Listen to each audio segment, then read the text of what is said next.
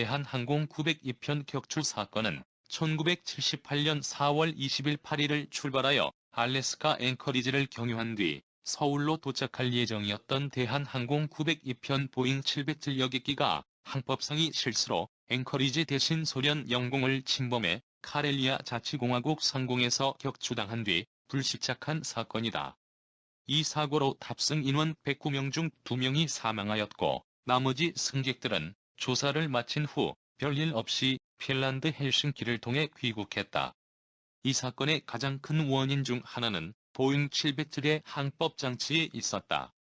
관성 항법장치가 민항기에 본격적으로 장착되기 시작한 것은 보잉 747부터이며 그 이전에 민항기에 장착된 항법장치는 대부분 로렌이라 불리는 구식이었다.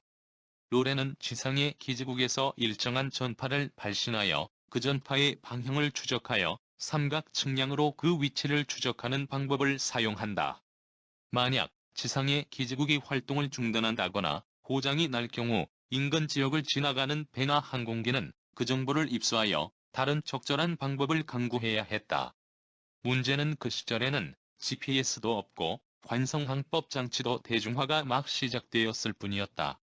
그리고 보잉 707에는 관성항법 장치가 장착되지 않았다.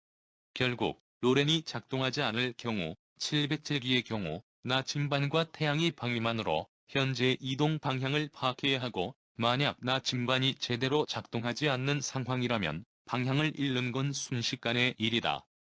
특히 극지방의 경우 편각이 매우 크기 때문에 지금 북쪽을 향하고 있는지 남쪽을 향하고 있는지 혼동하기 쉽다.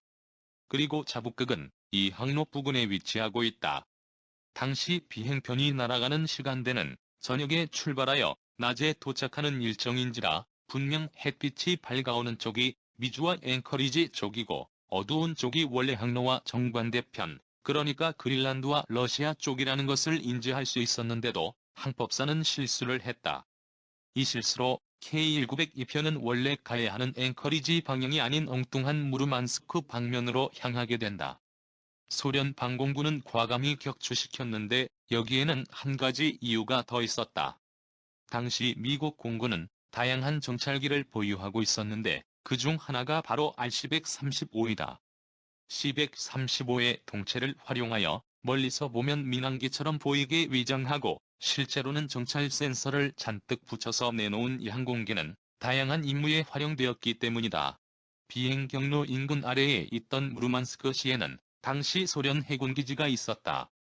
2차 대전 때에도 수송선단이 오갔던 곳이고 냉전 때에도 미사일 장착 잠수함이나 미사일 구축함이 있었던 주요 전략적 요충지로서 하필 902편이 이곳 근방 상공을 지나는 바람에 군사 보안 문제로 격추 또는 강제 착륙 등 무력 사용을 실시할 수밖에는 없었던 것도 있다.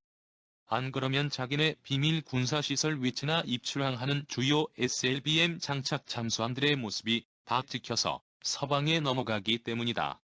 잘못된 항로로 날아가던 중 대한항공 902편은 노르웨이 방공망 일부를 지났다.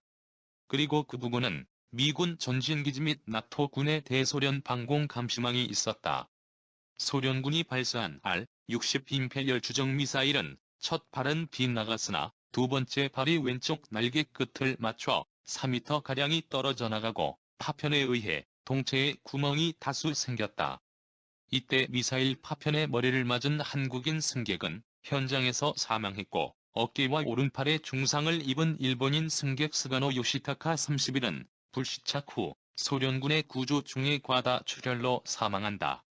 이외에 그의 형수가노 야수오 33과 처남 후쿠이 타카마사 25 등 13명이 부상을 당했다.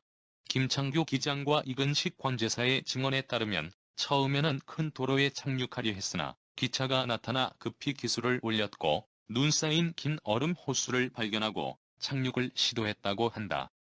그리고 김창규 기장은 모든 악조건을 뚫고 비상 착륙에 성공한다. 승객을 가득 태워 무거운 대형 여객기로 미사일에 맞아 한쪽 날개 끝이 잘린 상태에서 마찰력이 거의 없는 얼음 호수 위에 그것도 무려 야간에 비상 착륙을 시도하여 부상자 하나 없이 성공한 것은 기적과도 같은 일인데 이는 순전히 김창규 기장의 뛰어난 조종 실력 덕분이었다. 역대 전 세계 민항기 추락 사고 중에서 인명피해 없이 불시착에 성공한 극히 드문 케이스다.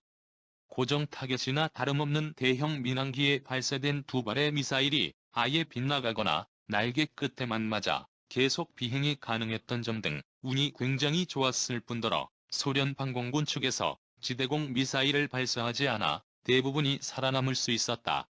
시청하여 주셔서 감사합니다.